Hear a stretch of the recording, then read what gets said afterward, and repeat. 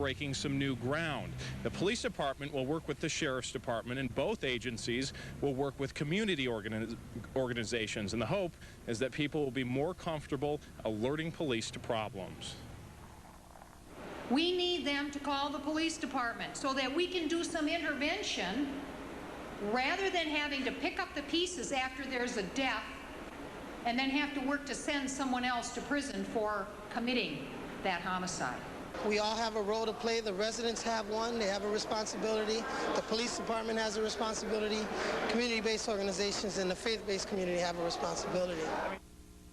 And the police department says they want to prevent violence and stop sending people to jail. And as you heard Dan Haggerty there saying, they're relying on community organizations like neighborhood churches like this one to step in and help solve the problem of gang violence and gun violence in Milwaukee.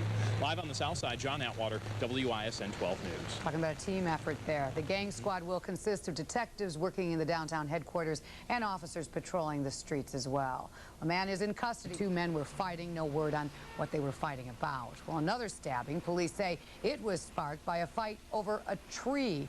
They say two neighbors began arguing about whether or not the tree encroaches over the weekend. Here's a bit of that interview. You think they were shooting at you? Yeah, but they hit me dead, my little brother. Cause like every bullet they be flying everywhere. So I like, and the next minute hit him right in the leg. Then he just fall down. You know. Do you feel responsible for what happened to him? Yeah, I feel responsible. And tonight we took the taped interview to someone who deals with the city's violence each and every day. And 12 News reporter Nick Bohr joins us with a story that you'll see only on 12. Well, of course, Toy, it's not just the police that are dealing with this. It's the community workers as well, those leaders, outreach workers trying to reach these young people before it is too late. In one of 7 weekend shootings in Milwaukee, a 12-year-old boy was shot on the south side when bullets pierced his home.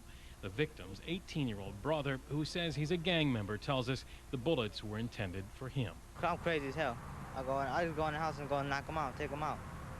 But then, because these fools thinking they're going to try to run my town, my house. But all right, now I'm going to take over their life then. When we aired the story yesterday, some viewers were shocked and upset that we'd air his brazen remarks. But police officers who deal with the aftermath of gang violence and the outreach workers who try to convince them there's a better way say it's merely a reflection of daily life.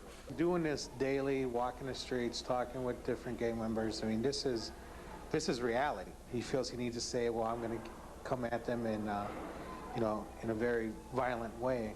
And I mean, that's the mentality of a lot of our kids right now. Marty Calderon helps at the Latino Community Center during the day, and at night, as we first profiled in a story 2 years ago, walks the streets with others, reaching out to gang members, trying to be a positive force on their lives.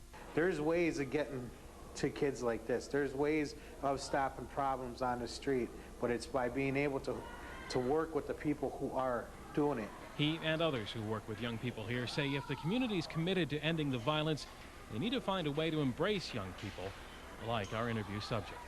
This is what I deal with, so I know I'm used to it. So for the ones who aren't used to it, take a good look, because this is what kids are crying for. They want help.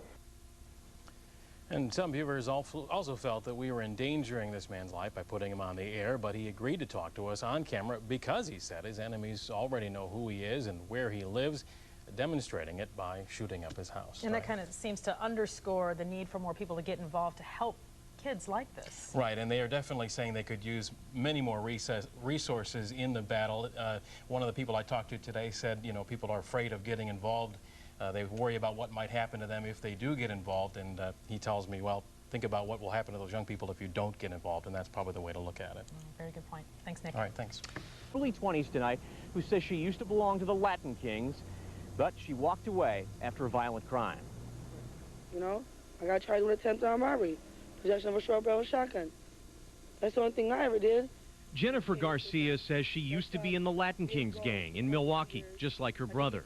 Her brother John Garcia and 48 others were accused by federal authorities this week of committing crimes as gang members. Why come down where they're bettering themselves and trying to, you know, make them go to jail and everything? Jennifer Garcia says her brother and many others caught in the federal sweep have been trying to change their lives like she has changed. She's going to college to be a counselor. But 2 years ago, Jennifer Garcia made 12 News as a Latin King gang member. The victim managed to get the gun out of the female suspect's hand and run away. Jennifer is the female suspect who was holding a shotgun. Her father is a retired Milwaukee police officer. Yeah, I look at my past, and yeah, I did mess up and did do things that I wasn't supposed to, but look what I'm out here doing now.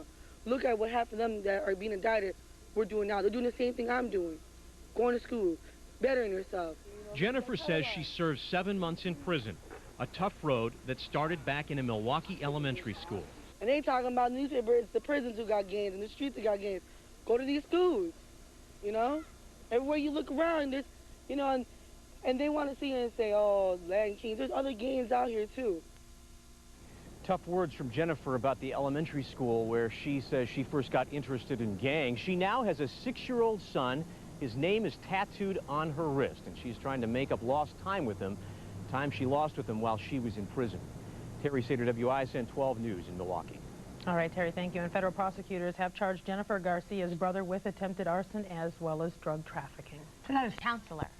A 20-year-old woman is charged with murder, and U.S. Marshals need your help bringing him in. Only on Fox 6, Cynthia Comp tells us more about one of Wisconsin's most wanted. 27-year-old Miguel Muniz Munoz is a career criminal and the head of one of Wisconsin's most vicious Southside street gangs, the Mexican Posse. He leads by example. He himself gets involved in drug trafficking. He gets himself involved in the actual shootings of the gang. He's also one of Wisconsin's most wanted. We consider him armed and dangerous. August 3rd, 2003, Munoz and 2 others took aim at rival gang leaders drinking inside this tavern near 13th and Burnham. Their spray of bullets injured one, executed another. Munoz and his clan confessed to the slayings. His accomplices are currently serving time. Investigators say Munoz slapped down $100,000 cash for his bail and took off for Mexico. But U.S. Marshals say you can help bring him back to Milwaukee by simply remembering his face. Oftentimes people who are wanted for homicides will hide out in Mexico for a number of years. And when they think that we forgot about it, and by this being aired, we hope that people would remember his face and be able to forward that information to the authorities.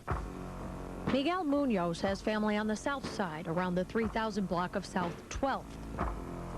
U.S. Marshals believe someone knows where he is and when the leader of more than 200 gangsters will return from Mexico to Milwaukee.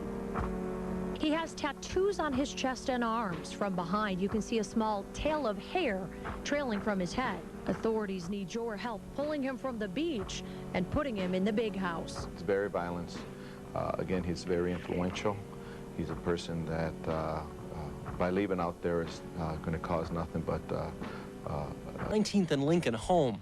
Their current rivals, the Mexican Posse, or MPs, have staked out 20th Street.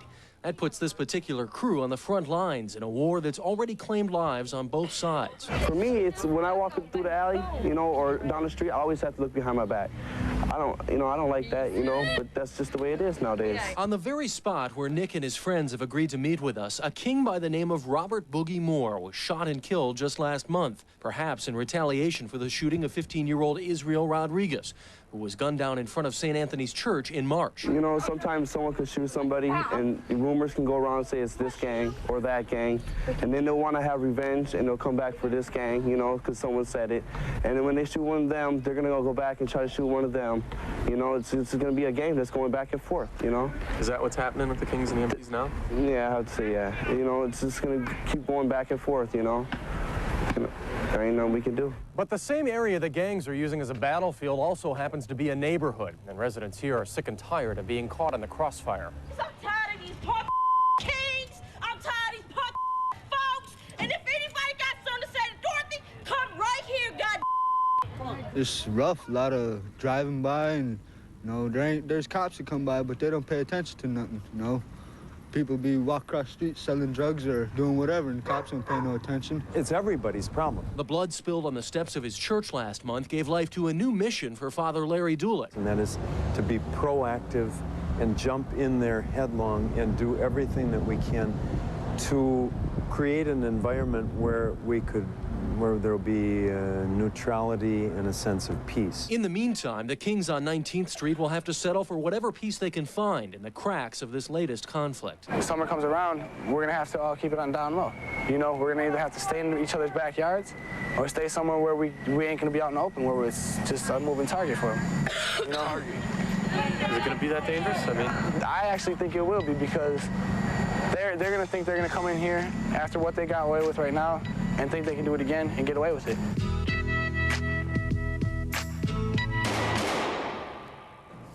On May 31st, Father Dulick will be making an official declaration of peace on the steps of St. Anthony's Church in hopes of putting an end to the war being fought in his neighborhood.